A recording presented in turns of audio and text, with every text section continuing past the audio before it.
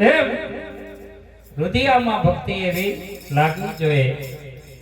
આજે આ રુધિયામાં ભક્તિ લાગી છે, ગુરુની ભક્તિ, આ ગુરુ સમરણ લાગે મારા રુધિયામાં ભક્તિ. એક રસ હોય તો બરાબર, બે રસ ભેગા જાય તો ડખો થાય. એમ એક દ્રષ્ટિ ગુરુની શાન એક વાર મળે, બબે વાર મળતી નથી. મા બાપ એક જ વાર મળે, બીજી વાર મળતા નથી. એમ ગુરુ આ ધરતી પર એક જ વાર મળે, બીજી વાર મળતા નથી.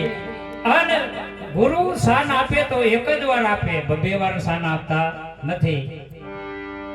શાન ગુરુ વચન, વચન એટલે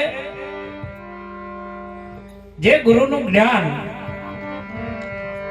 ગુરુ જ્ઞાન મળી ગયું એ એક જ વાર મળે, બબે વાર મળતો નથી. ફરી કઈ રીતે મળશે?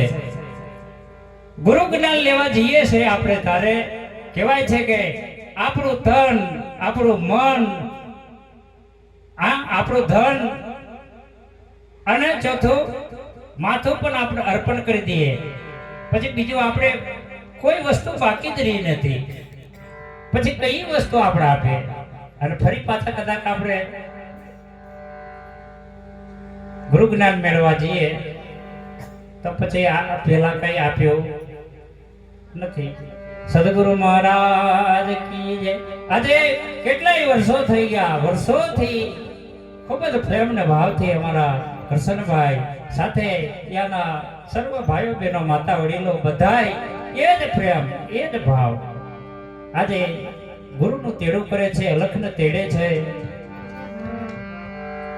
એમ એક રસથી આ ભક્તિ થતી આવે છે. લાગે મારા દિલડામાં ભક્તિ એક રસ ગુરુ લાગે પાય ગુરુ દાતા. રૂમ ઝુમ ઝાલર વાગે, ચાલ ચમકતી હરની ચાલ મારા ઈશ્વર લાગો પાય ગુરુ દાતા. ઝાલરનો રણકાર ક્યારે સંભળાય? એક રસ, એક ધ્યાન, એક ચિત્ત, એક મન, ત્યારે ઝાલરનો સુર સાંભળી શકીએ આપણે. તારે ગુરુની શાન થઈ કહેવાય. અલખ ધની રામા પીર કી જય. આજે અમારા કરશનભાઈને વિશ્વાસ છે તો આજે વર્ષોથી આ પુરુષાર્થ કરતા આવે છે, સંતોની સેવા કરતા આવે છે. બીજું જાદુ ઢગલો કરીને શું કરીશ? પણ ગુરુ એવું સ્થાન બતાવે છે, ગુરુ એવું પાત્ર બતાવે છે. આજે એ પાત્ર મેં અમારા કરશનભાઈ જમા કરતા આવે છે. સત્યનું પાત્ર, એમાં કોઈ દિવસ ઘટતું નથી, એમાં અઠોક વધતું જાય. પણ એક મન, એક રસ થી મૂકવું પડે. સદગુરુ મહારાજ કી. આટલું વાપરી નાખે પછી હું કરે? મારો છોરા હું કરશે? હા સદભાઈ, તો પછી ભૂલ પડે. પણ નહીં, ગુરુ ઉપર વિશ્વાસ રાખો, પ્રેમ રાખો, ગુરુ ઉપર સદાય અટૂટ વિશ્વાસ રાખો. કોઈ દિવસ નાવ તમારી ડગમગે નહીં. સદગુરુ મહારાજ એટલે સંતો ધોળમાં ગાધું છે. આ ચાર યુગથી નર નારી ભક્તિ કરતા આવ્યા છે, એને વિશે સંત ધોળમાં ગાય છે.